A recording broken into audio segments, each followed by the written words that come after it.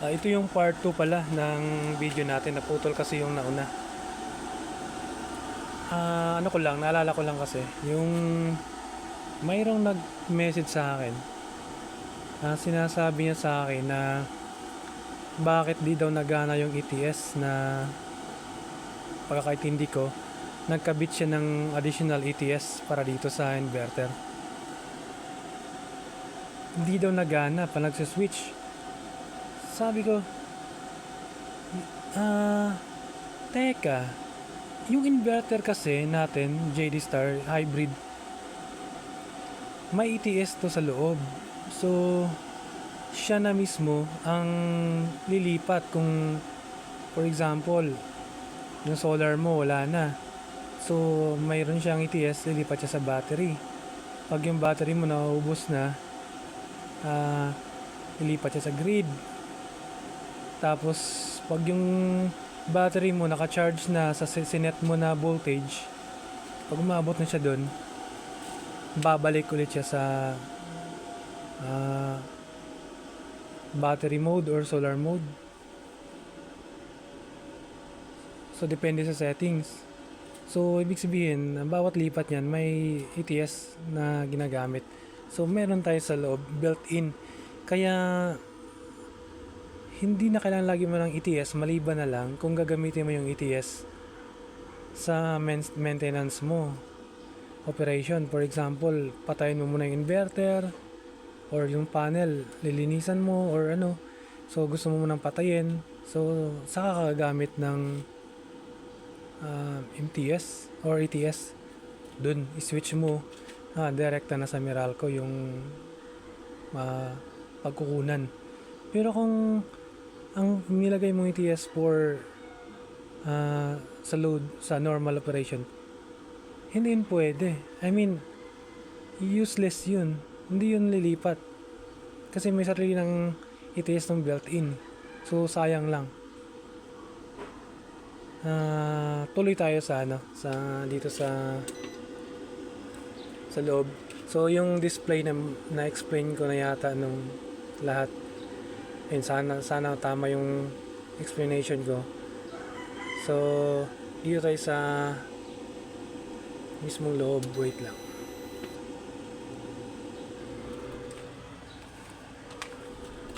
Kasi, meron ka pang isi-setting dito tulad sa battery mo, battery at saka charging. Hindi lang yun sa source ng load, output ng load. So, marami pa actually. So, yung ginawa ko yung mga ginawa ko, sabihin ko na lang, ito. So, yung utility, wala naman tayong problema dyan. Ito PVG na number 3. So, kung wala ka pang kung may battery ka na, so itong best na setup mo. Solar, pag yung di na sufficient yung solar, sa battery ka. Battery na siya kukuha. Pag yung battery mo na low bat na, sa grid na siya. So, ito yung magandang setup para sa akin.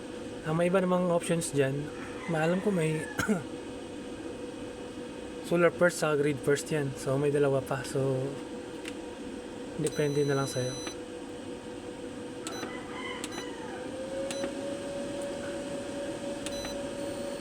Ito number 4. Wala pa masyado. Ito yung charging. Number 5. So, charging priority. So, dati nagtataka ako dito mataas pa rin consumption ko kasi nakalagay ko pala dito nagcha-charge pala grid. So, OPB ang pinaka magandang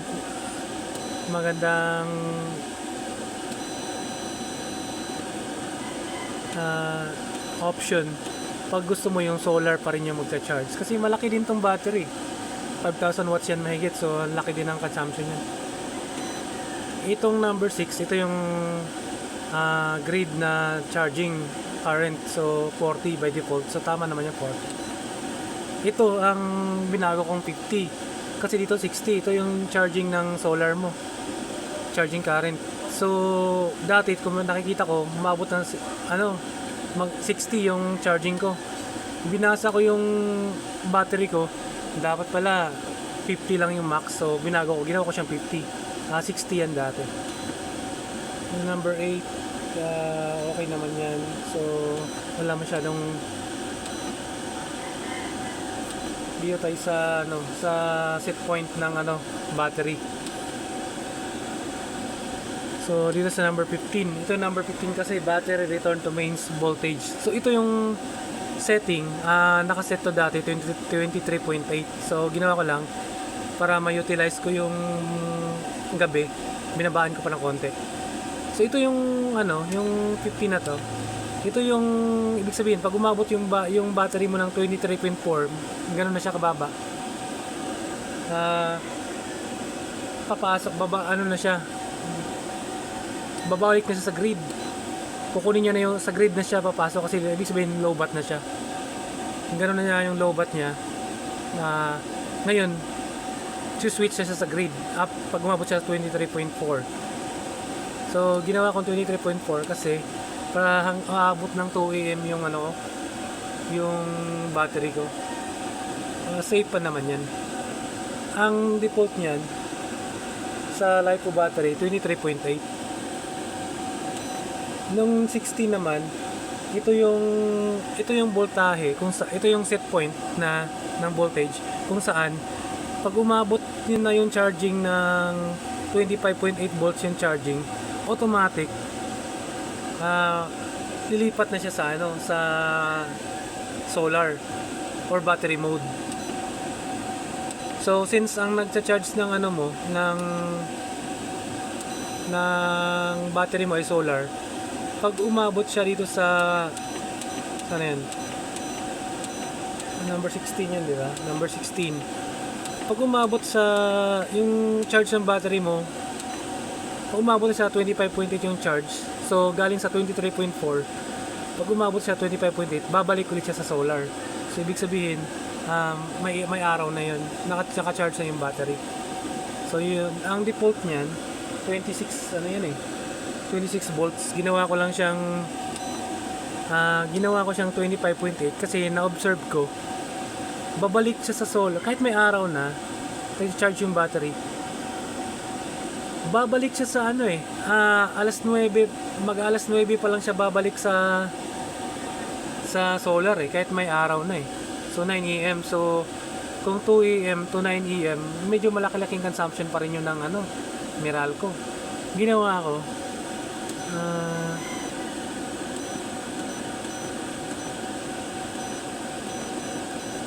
binabaan ko ng konti. Kaya alas 8, minsan alas 7 pa lang mahigit, bumabalik na siya sa solar. Bumabalik na siya sa solar. Solar na yung gamit niya. Backup yung battery. So, tapos yung number 18, ito, lithium ang dapat mo ilagay dyan. Kasi mayroong acid at saka lead acid at saka nga ba ibang battery? AGM, flooded at saka yung iba pang battery. So, ito, lithium yan, number 17. So, itong number 18, ito yung yung battery low voltage point. Halimbawa, ito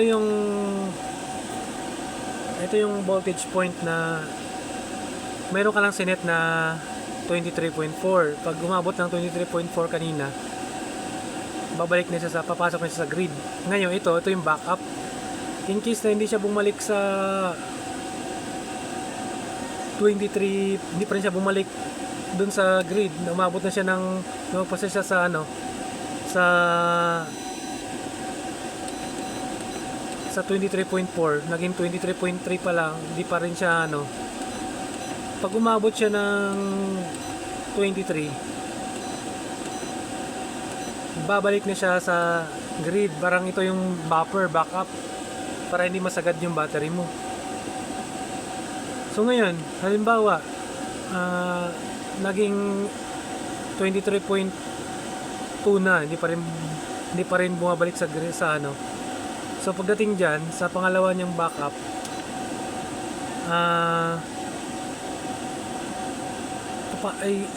ito yung parang backup niya, naibalik siya sa grid.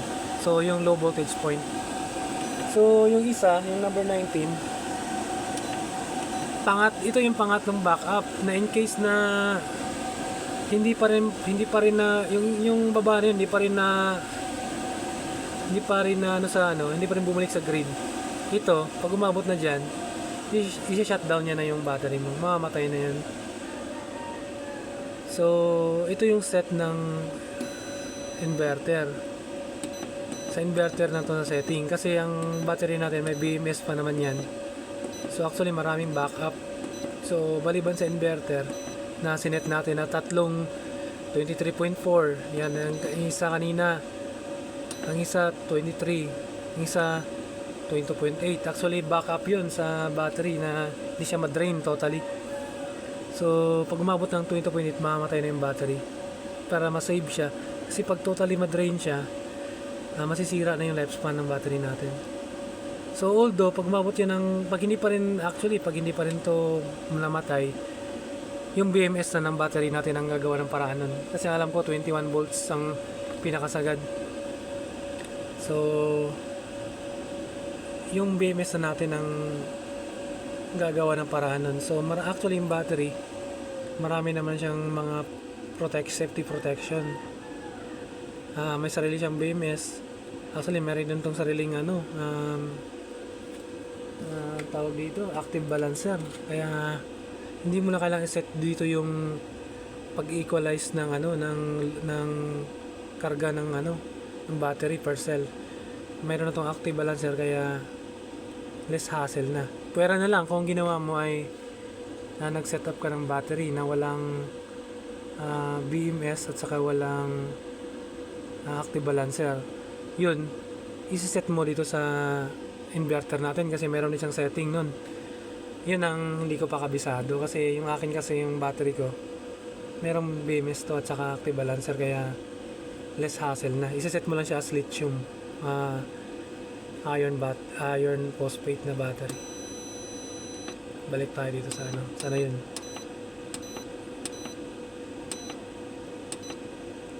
So actually binago ko lang yung setting, binabaan ko para hahaba yung time ko sa gabi na nag-aircon.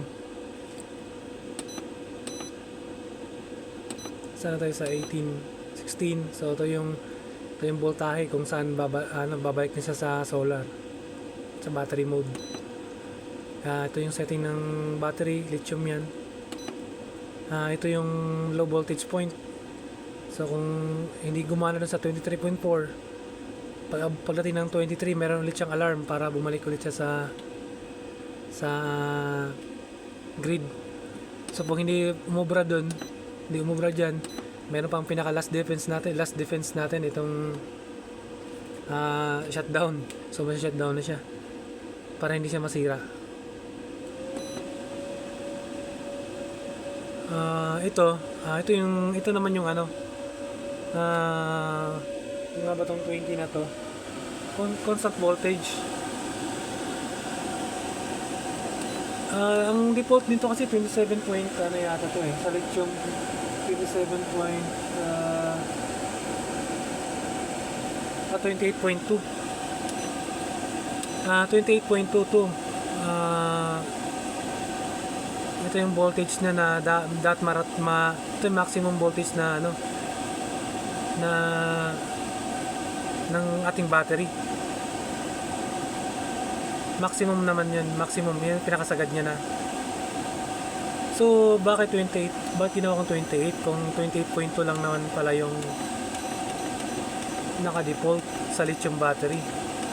Actually yung explanation niyan dito din sa battery. Yan. So ito yun dito. So kung uncharging kasi dito 14.4 charging voltage. So idalawa to. Hindi 28.8. Dalawa to, di ba? So pag i-add up mo yung naka-series yan. So series add up yung voltage. So 28.8. So yung pinaka safe niya na ano.